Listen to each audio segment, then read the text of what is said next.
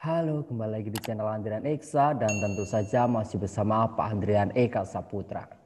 Nah, di video kali ini kita akan melanjutkan pembahasan untuk latihan soal ASPD yang kemarin sudah sampai nomor 20, kita akan lanjutkan dari 21 sampai 40. Tapi sebelum itu seperti biasa intro dulu ya.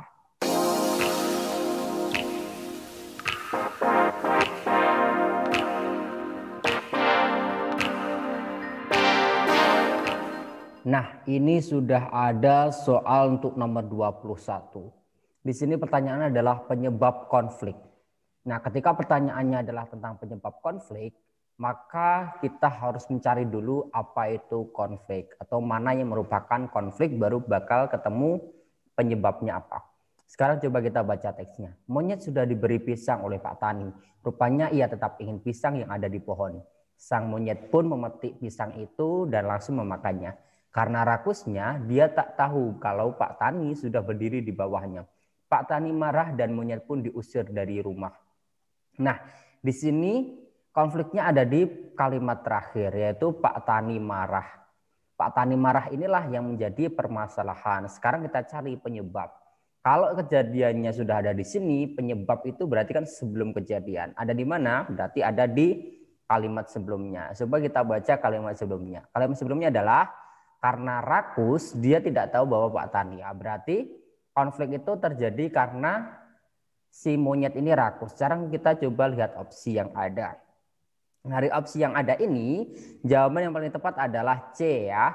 Meskipun di sini tertulisnya adalah kera bukan monyet ya. Mungkin ini kesalahan dari redaksi pembuat soalnya. Tapi jelas itu ketika kita mencari penyebab konflik, maka yang kita cari adalah di sebelum konflik itu terjadi. Apa yang menyebabkan konfliknya, seperti itu. Nah, di nomor 22 ini soalnya adalah akibat konflik. Kalau tadi penyebab, maka sekarang akibat. Kalau akibat itu berarti setelahnya. Kita baca teksnya. Lampu-lampu yang berkilau terasa menusuk-nusuk matanya, sedangkan kebisingan kota menyayat-nyayat hatinya. Samar-samar dia sadar bahwa ia telah kehilangan adiknya, Paijo tercinta. Pak Pong yang malang menatap kota dengan dendam di dalam hatinya. Jakarta, kesibukannya, Binagraha, gedung-gedung itu. Andai waktu bisa diputar. Nah, apa yang menjadi konflik di sini? Konfliknya adalah ini di kalimat ini. Samar-samar dia sadar bahwa ia telah kehilangan adiknya Paijo tercinta. Nah, ini yang disebut dengan konflik. Kenapa? Karena disinilah pergulatan batin si tokoh Pak Pong ini ya. Dan sekarang kita lihat apa akibatnya. Akibatnya adalah Pak Pong yang malah menatap kota dengan dendam di dalam hati. Nah, ini adalah kalimat apa? Kalimat ini menunjukkan sebuah penyesalan dari tokoh Pak Pong. Sekarang kita coba lihat di opsi yang ada. Berarti opsi yang paling tepat adalah opsi B ya. Bahwa Pak Pong menyesal. Nah, begitu untuk mencari konflik, mohon maaf, begitu cara mencari penyebab dan akibat dari konflik. Jadi kalau penyebab itu sebelumnya, kalau akibat itu setelahnya. Sekarang kita lanjut ke nomor 23. Kata tidak baku. Nah, kata tidak baku ini kita cari aja di sini yang masih apa ya? Istilahnya adalah riskan ya untuk salah. Misalnya program ini enggak vaksinasi, ini pakai V apa F ya? Betul V ya, vaksinasi COVID sudah dilaksanakan di seluruh provinsi. Nah, ini provinsi itu yang tepat memakai huruf V ya di sini PROVINSI ya. Langsung ketemu. Yang tidak baku adalah kata provinsi ya. Oke, kita lanjutkan ke nomor 24. Nomor 24 ini soalnya adalah perbaikan kata bentukan. Nah, kata bentukan itu berarti kata dasar plus imbuhan ya. Mahalnya harga produk seolah menjeratkan. Nah, menjeratkan ini kan kurang tepat ya. Jadi terasa aneh kalimatnya. Yang tepat apa? Menjeratkan ini bisa diganti dengan apa? Ganti dengan kata menjerat ya. Kenapa menjerat? Karena ini merupakan kalimat aktif. Ya, menjerat ya, dari imbuhannya hanya me di awal, di plus kata dasar jerat, seperti itu. Gampang kalau itu ya. Lanjut sini, konjungsi yang tepat. Nah, konjungsi itu kata hubung ya. Tohir bertanya, titik-titik perbaikan laptopnya sudah jadi titik-titik belum. Nah, kalau bahasa lisan itu kan biasanya kan sudah jadi apa belum gitu ya. Tapi sebenarnya itu bukan bahasa yang tepat ya. Tapi ketika menanyakan konfirmasi itu lebih tepat pakai kata atau. Kenapa? Karena ini sebuah perbandingan ya. Berarti kan jawabannya antara A atau C. Sekarang kita lihat kalau Tohir bertanya walaupun, nah ini kan enggak ya kalau yang A ya. Berarti yang tepat adalah yang C ya. Untuk soal-soal seperti ini Pak Andiran rasa cukup mudah ya. Untuk menjawabnya kita hanya tinggal melengkapi kata hubung yang tepat seperti apa. Lanjut ke nomor 26. Baik, nomor 26 ini adalah perbaikan kalimat. Kalau tadi perbaikan kata, di sini perbaikan kalimatnya. Kalau ada perbaikan kalimat seperti ini, biasanya ini hanya membolak-balik aja ya dari aktif ke pasif. Tapi coba kita lihat. Ketika pulang ke Indonesia, Aira tidak terlupakan tata kramanya di kampung halamannya. Nah ini tidak tepat ya, tidak terlupakan ya, tidak terlupakan. Ini kan salah ya. Katanya ini enggak tepat ya. Kata apa? Kata imbuhnya tidak tepat. Kata bentukan maksudnya, kata bentukannya kurang tepat. Yang tepat adalah apa? Ketika pulang ke Indonesia, Aira tidak melupakan tata kramanya di kampung halaman. Atau tata krama di kampung halaman ini juga salah ya, kurang tepat ya. Berarti ketika pulang ke Indonesia, Aira tidak melupakan tata krama di kampung halamannya. Mana yang tepat? Opsi yang tepat adalah B ya. Oke, nomor 26 adalah B. Sekarang kita lanjutkan ke nomor 27. Nah, di nomor 27 ini juga perbaikan kalimat kedua agar menjadi paragraf yang padu. Berarti paragrafnya tidak padu. Disebabkan oleh kalimat nomor 2. Kita baca ya. Nanas yang kerap dikonsumsi sebagai buah segar dapat tumbuh dan berbuah di daratan tinggi hingga 1000 meter dari permukaan laut. Nah, tanaman buah yang tidak menyukai air menggenang ini kini menjadi kelangenan di Indonesia. Sentra produksinya terdapat di beberapa daerah seperti Sumatera Utara, Riau, Sumatera Selatan, Jawa Barat, dan Jawa Timur. Kurang tepat ya, karena di sini di kalimat ketiga ini tempat produksi, berarti kalimat kedua harusnya tentang produksi ya, produksi atau pemanfaatan dari tanaman nanas. Ya, sekarang kita coba lihat jawaban yang tepat. Tanaman buah yang tidak menyukai menggenang ini kini ditanam luas di Indonesia. Ini menjadi kelangenan, enggak ya? Kelangenan itu satu apa ya? Kelangenan itu biasanya digunakan pada memori-memori lama ya. Jadi seperti mengenang sesuatu yang sudah tidak ada atau sudah langka gitu. Padahal kan nanas masih banyak ya. Berarti kan tertanam luas di Indonesia. Opsi yang tepat adalah A ya. Bisa nyambung ya. Ini di sini di kalimat ketiga disebutkan banyak tempat gitu. Lanjut ke nomor 28. Mohon maaf. Perbaikan penulisan kata yang terdapat pada kalimat tersebut. Nah, penulisan kata kita langsung aja nih yang khutbah nih. Kan kalau dari opsi kan udah ada ya, khutbah damak berkualitas. Nah, yang tepat yang mana? Khutbah ini pakai H atau tidak? Terus O apa? U gitu ya. Yang tepat adalah ini khutbah ini pakai H, KH tapi O ya. Tapi O ya, ini langsung ketemu ya, satu kata aja ketemu. Dan ini mengikuti ya yang berkualitas ini bukan KW tapi KO, berkualitas. Ya, lanjut ke nomor 29. Perbaikan penggunaan tanda baca. Nah, ini tanda baca ya. Tanda baca berarti kita harus ingat tanda baca. Tanda baca itu ada titik, koma, titik kemana ini kan. Kita tandai aja. Tanda baca ini, terus kemudian ada titik juga ya. Kemudian ada juga di sini ada tanda koma ya. Mencari perbaikan penggunaan tanda baca seperti ini, kita langsung aja pada singkatan itu harus dipisah dengan tanda titik ya. R titik, A titik ini antara B sama C. Kemudian Kartini lahir pada 21 April 1879 di kota Jepara, koma ya, koma. Putri Raden Mas Adipiro Aryo Sastroningrat, seorang bupati Jepara. Nah, ini nggak perlu tanda koma karena ini penjelasan dari siapa sih Raden Mas Adipati itu ya. Berarti jawaban yang tepat adalah B ya. Oke, lanjut ke nomor 30. Nomor 30 juga masih tanda baca yang tepat untuk melengkapi kalimat ya. Tanda baca ini. Apa yang akan Anda lakukan jika bertemu orang gila di jalan? Nah, tanda ini ya, apa? Tanda tanya. Kemudian diawali dengan kapital, tiap orang tentu melakukan tindakan yang berbeda-beda, koma, tetapi sebagian besar pasti memilih menghindar, titik ya. Mana yang tepat? Yang tepat adalah A ya. Oke, jadi ketika ada kalimat tanya itu diakhiri dengan tanda tanya. Kemudian sebelum tetapi ini harus diawali dengan tanda koma dan setiap kalimat harus diakhiri dengan tanda baca, baik titik, tanda tanya. Tapi kalau itu kalimat pernyataan maka diakhiri dengan tanda titik.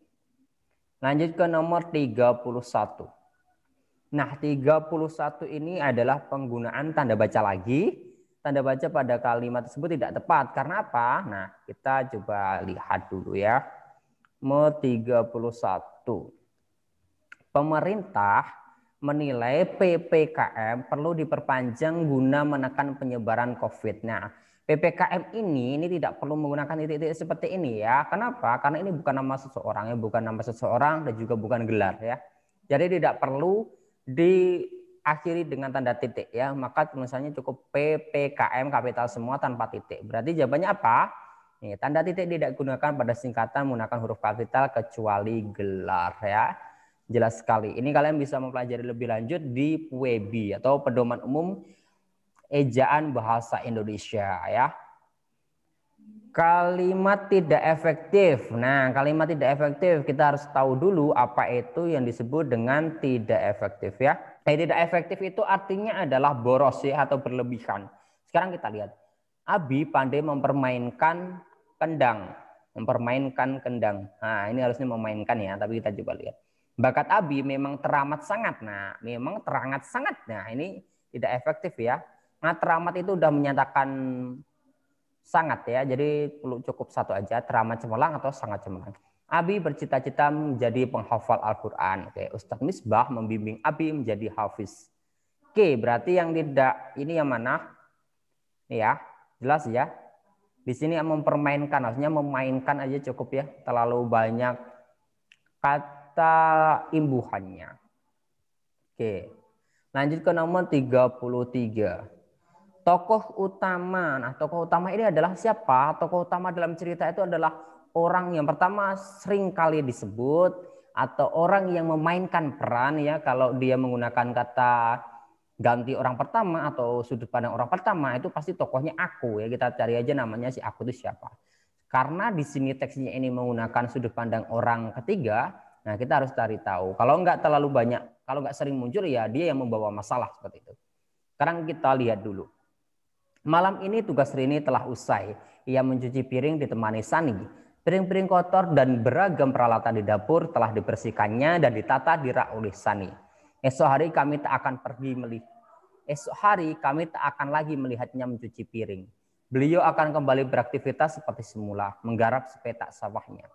Mbak Yuni diberi amanat ibu untuk memberikan upah mencuci piring dan berkat kepada Rini. Namun Rini menolak dengan tegas. Ia tidak akan menerima upah dari Bu Darmi. Karena jasa Bu Darmi lah ia bisa memiliki sepetak tanah seperti sekarang. Nah, ini kalau dari cerita itu yang paling sering disebut siapa? Si Rini. Pokok permasalahannya juga siapa? Yang disorot di situ si Rini. Jadi jawabannya tokoh utamanya adalah Rini. Oke, lanjut ke nomor 34.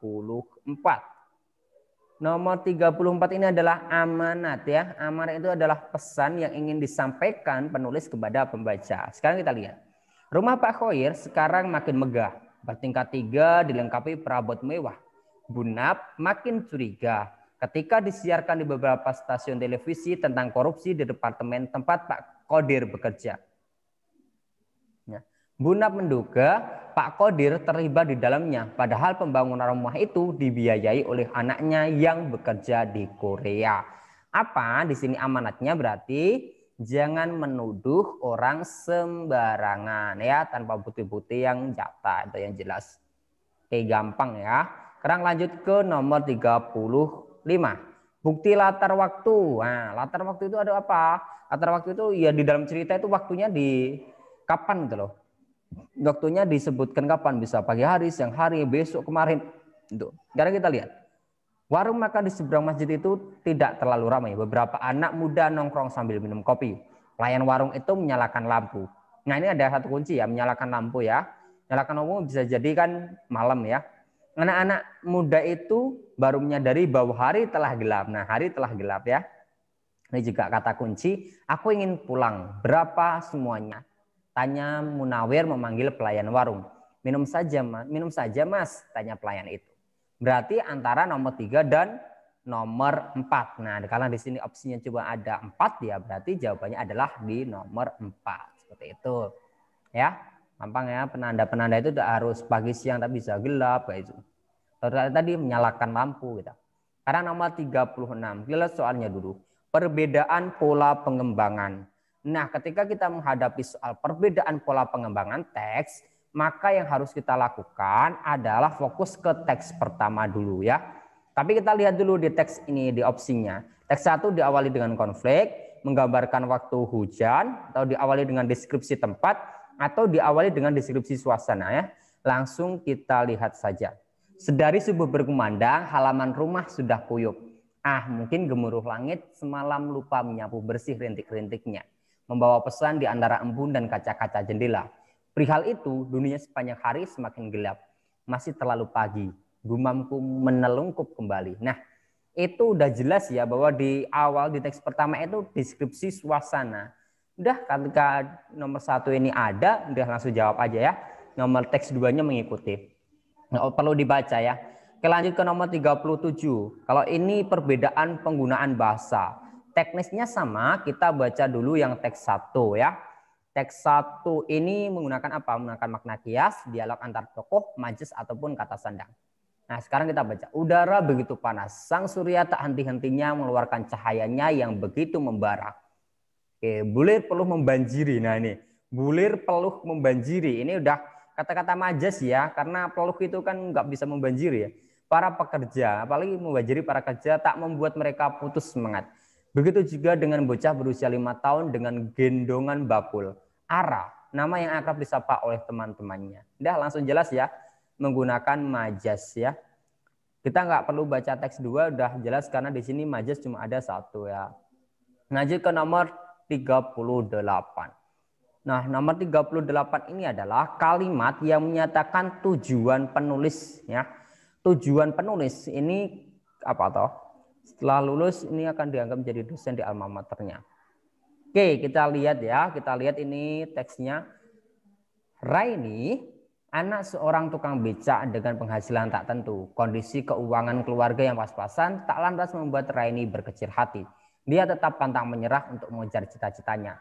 Pada tahun 2014, ia viral di media sosial karena menjadi wisudawati terbaik jurusan akuntansi Universitas Negeri Semarang dengan IPK nyaris sempurna, yaitu 39,96. Pada prestasi gemilangnya, Raini mendapat beasiswa LPDP untuk melanjutkan jenjang S2 di Birmingham, Inggris. Setelah lulus, ia diangkat menjadi dosen di alma maternya. Nah, yang pertama ini ada kalimatnya, menceritakan kisah sukses seorang gadis yang sederhana menginspirasi. Ya, betul ya. Kemudian, nomor 2, memberikan informasi tentang seorang yang dari keluarga sederhana tetapi mampu berprestasi tinggi. Betul, diceritakan tadi. Wisudawati terbaik dengan IPK tentu dijadikan dosen perguruan tinggi. Enggak ya, tidak tentu ya. Jadi ini kebetulan aja si Reni ini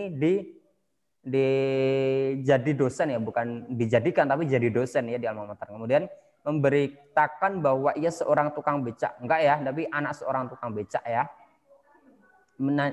Ya betul, menyekolahkan anaknya, tapi menyekolahkan anaknya itu dengan beasiswa LPDP. Yang tepat adalah nomor 1 dan 2. Berarti opsi A ya. Sekarang kita lanjut ke nomor 39.